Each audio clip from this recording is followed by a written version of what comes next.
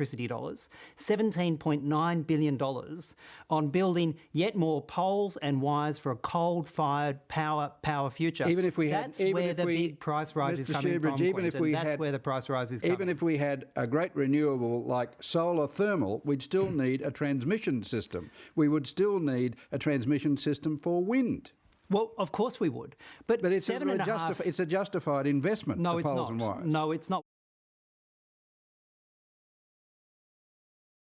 David Shoebridge heads the Greens upper house state election ticket.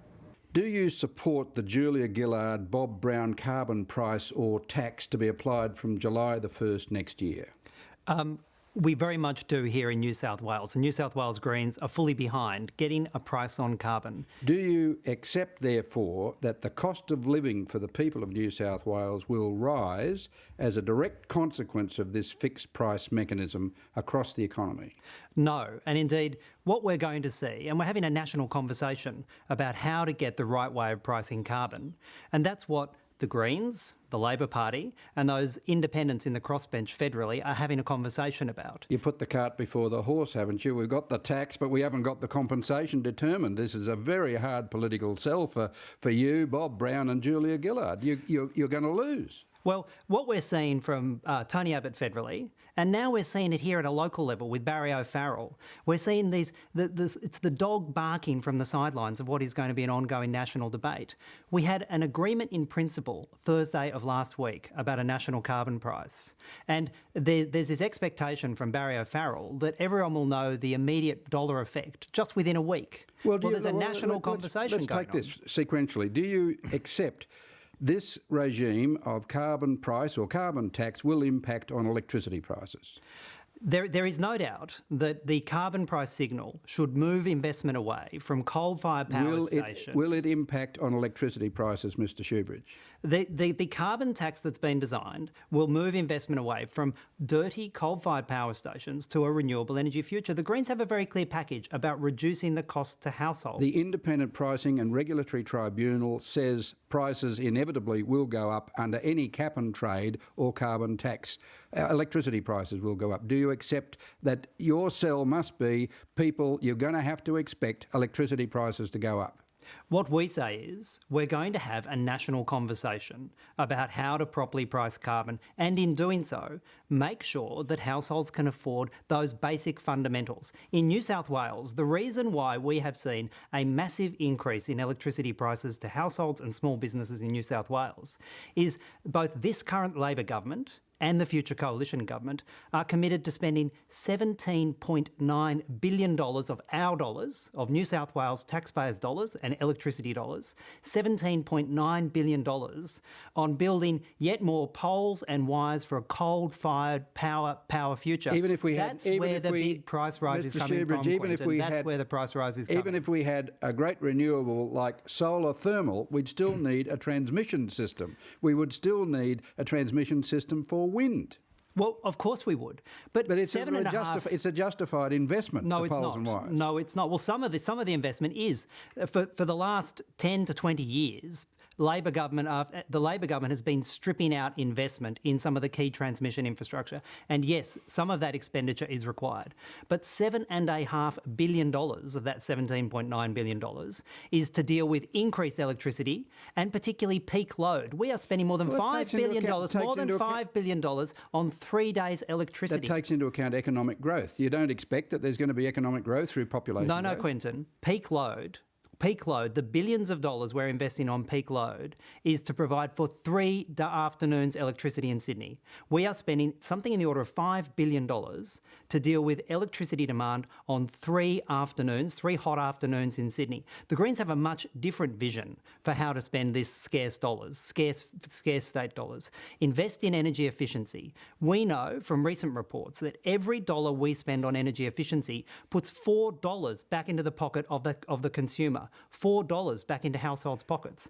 That's the way the Greens say we can actually reduce the price of electricity, reduce electricity demand, reduce carbon, and have a win for both households and for the environment. And you're offering a full compensation package, so there are no impacts, aren't you? Have you costed that as far as its impact on the state budget's concerned? Well, here in New South Wales, and again federally, the final details of this agreement in principle that was reached last Thursday haven't been done. Offering $250 rebate for households up to $150,000 a year. Will the Greens match?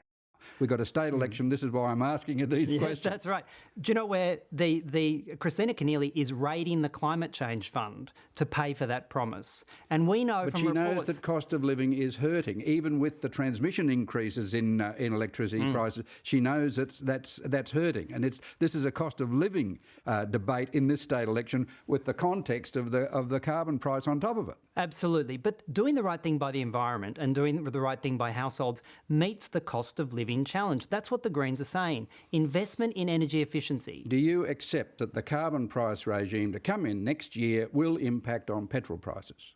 No, I don't, because there's a national conversation going on. It's not just the Greens who are going to... All you're offering is conversation. Barry O'Farrell says, I'm against the carbon tax. He'll know where you stand with him on the 26th of March. He's against it because you cannot give an answer to my questions about ameliorating the cost of these. All you're offering is a conversation. No, that's not true. I've been very clear. The Greens rejected the previous package because it was going to hurt households. All the compensation was going to the big polluters. The Greens have a very committed social equity agenda here on the carbon tax to make sure the compensation goes back into the pockets of the households that are hurting from price rises. Why are you being so nasty to Christina Keneally, who has come out and said she supports a carbon price or tax? And she's been vilified by the shock jocks as a consequence. On the question of a carbon tax, it's good to see, after 16 years of doing next to nothing at a state level, a Labor government that's got approvals on the books to build 2 new coal-fired power stations. It's nice to see, in the dying days, some kind of quiet commitment to a carbon tax, and we support that. Oh, that's a very good thing. But as in terms of the political animal that is the New South Wales Labor machine, it deserves to be thrown out of office. What sort of a friend are you in these circumstances, Mr Shoebridge? Because Ian Cohen, departing Greens MLC, is concerned about your party's hard line on that, not giving preferences to the Labor Party in the upper house particularly, which we know now is a major contest, vital to the future of New South Wales.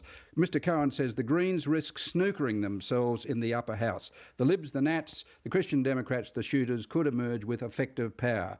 Why do you reject Mr Cohen's concerns? Well, the Greens are not going to do any preference deal with the Labor Party here in New South Wales. When you see their record, when you see on the top of their upper house ticket a man like Eric Roosendahl, who's had the contempt for the people of New South Wales with not only this botched, terrible privatisation of the electricity industry, but then having the Parliament shut down to avoid inquiry about it, the Greens are very clear.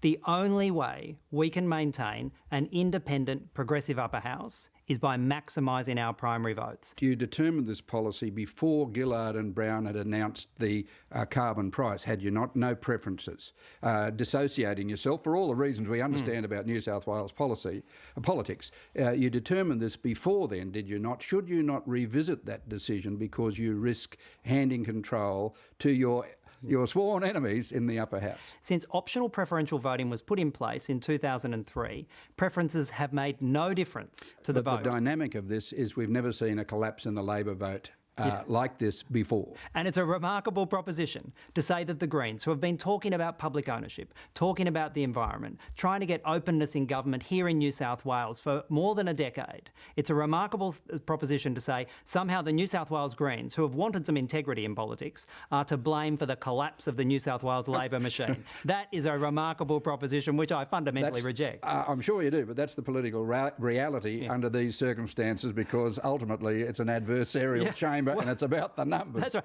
But a tiny flow of Greens preferences, and when you look at the figures, it is a tiny flow of preferences, is not going to make a pinch of difference to the Labor primary vote, which is under collapse because of exactly what it's done over the last 16 years. The only check will be maximising those number of Green primary votes. David Shoebridge, thanks very much.